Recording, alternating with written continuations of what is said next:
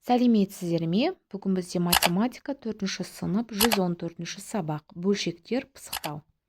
Бірінші есеп. Табиғатта су қай жерлерде болатыны туралы мәліметтерді қара. Сандық мәліметтерден теңсіздік құр. Мұздықтар 24 миллион 64 мың метр куб, өзендер 2120 метр куб, көлдер 176 400 метр куб, топырақтағы ылғал 16 500 метр куб, атмосферадағы су 12 900 метр куб. Яғни теңсіздіктер құратын болсақ, 24 миллион 64 мың үлкен 2120-дан. 2120 кіші 176 400-ден, 16 500 кіші 176 400-ден, 16 500 үлкен 12 900-дан. Екінші есеп. Бөлшектерді салыстыр. Бізде берілген бөлшектер 15-тен 2 кіші 15-тен 4-тен, 1 үлкен 16-тан 5-тен,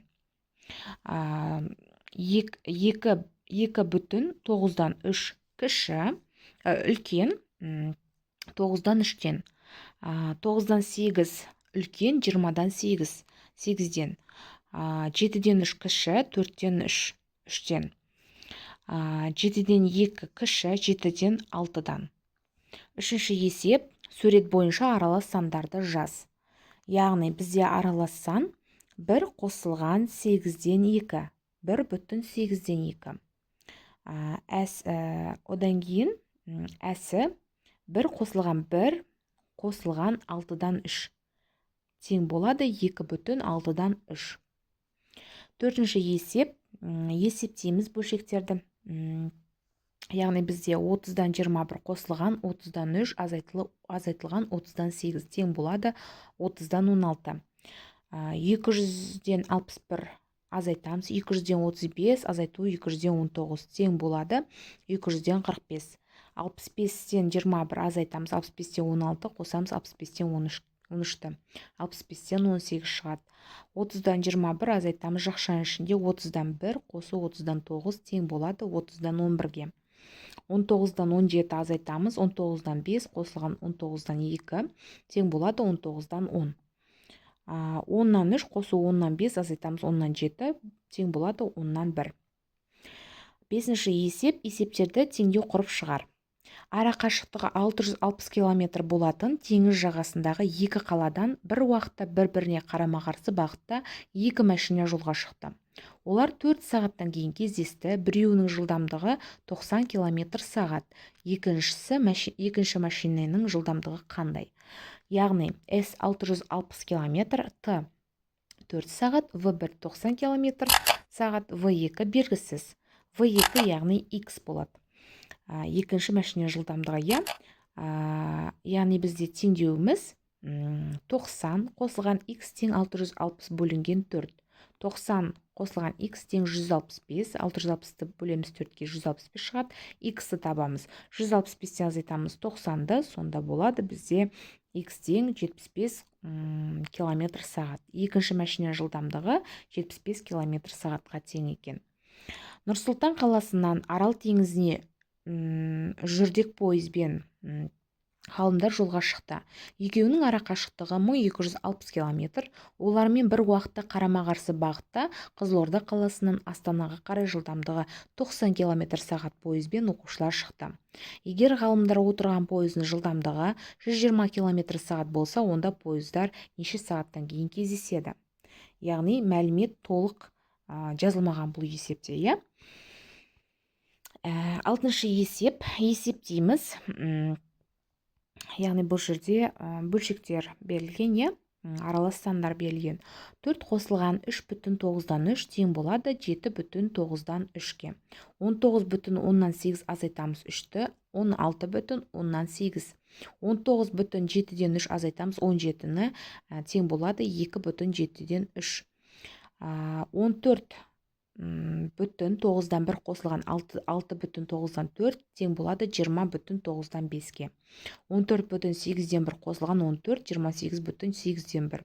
8,6-дан 5 азайтамыз 4,6-дан 3, 4,6-дан 2-ге тең болады екен.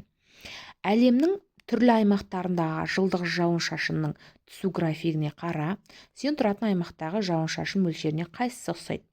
Яғни бұл жерде жылдық жауын-шашынның көрсеткіштері берілген, иә.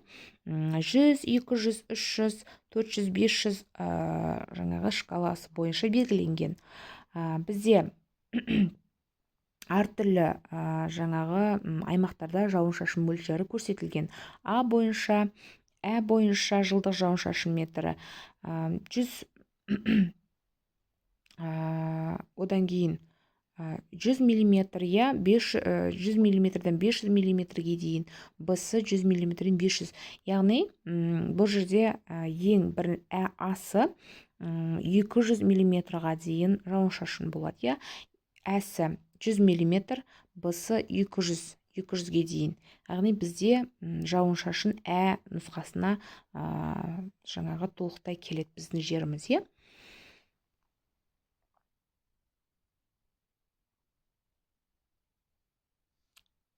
Тапсырманы орында, бөлшектердің қосындысын тап, суретті дәптеріне сал, алынған бөліктерді боя. Яғни 16-дан 8, 16-дан 3, 16-дан 2 берілген. Біз қосқанда 16-дан 13 бөлікті бояйтын болсақ, 16 бөлшектің 13-і боялған. 9-шы тапсырма. Кестені пайдаланып есепті шығарып көр. Әкесі 35 жаста, ал баласы Арман 10 жаста. Неше жылдан кейін әкесінің жасы Арманнан 2 есе үлкен болады? Яғни Арман 10 жаста, әкесі 35, Арман 15-те, әкесі 40. Яғни Арман 20-да болғанда әкесі 45, Арман 25 болғанда әкесі 50 болады. 2 есе үлкен болады екен сол кезде, е. 15 жылдан кейін жаңағы әкесі 2 есе үлкен болады екен Арманнан. 10-шы есеп, теңдеулерді шешеміз. Бұл жерде бізде бөлшектерге берілген теңдеулер 30-дан 18 азайтылған x тең 30-дан 4 қосу 30-дан 6. 30-дан 18 азайтамыз, x тең 30-дан 10, яғни 4-ке 6-ны қосамыз, x-ті табамыз. 30-дан 18 азайтылған 30-дан 10, x 30-дан 8-ге тең. Теңдеуімізді тексереміз. 30-дан 18 азайтамыз, 30-дан 8 тең 30-дан 4 қосу 30-дан 6. 30-дан 10-нан 30-дан 10 теңдеу дұрыс екен. Дәл осы түрде қалған есептерді де, қалған теңдеулерді де шығарамыз.